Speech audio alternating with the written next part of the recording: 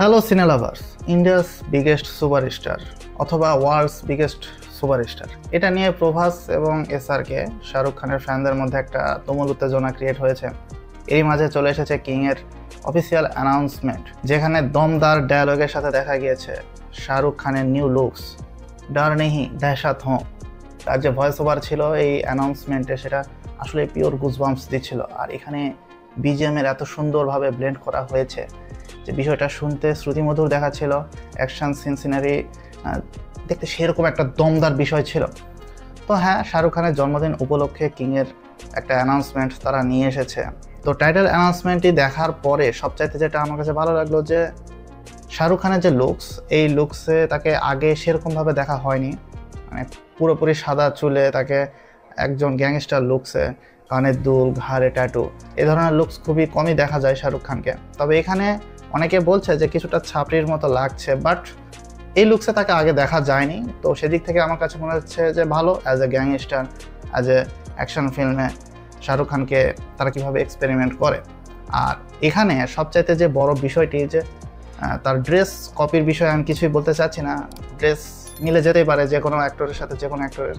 বাদ বাকি যদি এই মুভি সম্পর্কে কিছু বলতে যদি চাই, তাহলে এটা 2026 সালে আসবে এবং একটা বড়সড় বাজেট এই মুভির জন্য রাখা হয়েছে, প্রায় 400 কোটি বাজেট, এবং এটা রেড চিলিস এন্টারটেনমেন্টের ব্যানারে তারা নির্মাণ করছে। তো অবশ্যই এটার ভিএফএক্স অ্যাকশন সেই লেভেলের হবে। এখানে সবচাইতে যে বিষয়টা, সিদ্ধার্থ আনন্দ যেরকমভাবে পাঠানে শাহরুখ খানকে ইন্ট্রোডিউস করেছিল, এখানে অ্যাকশন সিনারিগুলো বেশ দমদার ছিল। বিশেষ করে কার্ডের যে ব্যবহারটা সে করেছে, সে হচ্ছে কিং, এই বিষয়টা খুব সুন্দরভাবে সে পোর্ট্রে করেছে। তো অ্যাকশন সম্পর্কে তো সিদ্ধার্থ আনন্দের ব্যাপারে তো কিছুই বলার নেই, বাট এখন দরকার হচ্ছে একটা ভালো গল্প, একটা সলিড স্টোরি যদি মুভিতে থাকে, টুইস্ট টার্নে ভরপুর, ক্লাইম্যাক্স সেরকম দমদার যদি হয়, তাহলে তো সোনায় সোহাগা ব্যাপার। অবশ্যই একটা বড়সড় ওপেনিং তো নিবেই, বক্স অফিস একটা তুমুল ঝড় চালাবে এই মুভিটি, সেটা আগে থেকে বোঝা যাচ্ছে। এখন সেটা 1000 কোটি হোক, 1500 কোটি হোক, 2000 কোটি হোক, সেটা তো আমরা পরে বুঝতে পারবো। বাট এখানে বাকি আদার্স যে সকল বিষয়গুলি, সেগুলো একদম সলিড। কেননা এখানে অ্যাক্টরস, অ্যাক্ট্রেস, মানে সবাই এমন পরিচিত মুখ, এবং অ্যাক্টর যাদেরকে নিয়েছে তাদের প্রত্যেকেরই সে ধরনের অভিনয় দক্ষতা রয়েছে। মানে এই মুভিটার কাস্ট দেখে আসলেই মাথা নষ্ট হয়ে যাচ্ছে যে এত কাস্ট এই মুভিতে নেওয়ার কি দরকার ছিল। হিরোইন হিসেবে এখানে দীপিকা পাদুকোন রয়েছে, এটা তো সবাই জানে। এখানে সুহানা খানকে ইন্ট্রোডিউস করা হবে। আমি জানি না এখন গ্যাংস্টার গল্পে কি ধরনের কি দেখানো হয়েছে। অবশ্যই এখানে একটা জেলখানার বিষয় থাকবে, কেননা যে ড্রেসটি পরে শাহরুখ খান হেঁটে আসছিল তার পিছনে একটা জেলখানার দৃশ্য ছিল। হয়তোবা আপনি যখন অ্যানাউন্সমেন্ট ভিডিওটি দেখবেন তখন সেটা দেখতে পাবেন।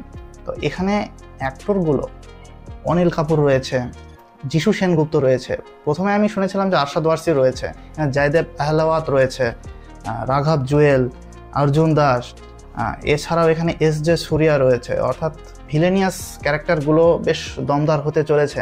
আরও আকর্ষণীয় বিষয় যে এখানে সৌরভ শুক্লা, জ্যাকি শ্রফ, রানী মুখার্জির মতো ম্যাচুরিটি অ্যাক্টরদের আমরা দেখতে পাবো।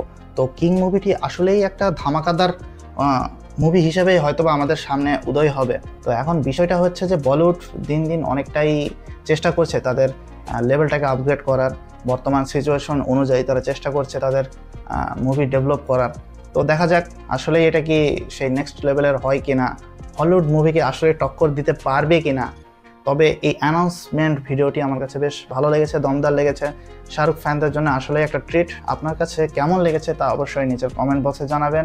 তো ওভারঅল এই মুভিটি আসলেই একটা বেঞ্চমার্ক ছুবে, এটা এখনই বোঝা যাচ্ছে। এখন শুধুমাত্র দরকার একটা সলিড স্টোরির। আমার সাথে যদি একমত হন অবশ্যই লাইক করবেন এবং শেয়ার করবেন। নেক্সট ভিডিও দেখার আমন্ত্রণ জানিয়ে, আমাদের চ্যানেলটিকে সাবস্ক্রাইব করে পাশে থাকার আমন্ত্রণ জানিয়ে আজকে আমি এখান থেকেই বিদায় নিচ্ছি। Good bye.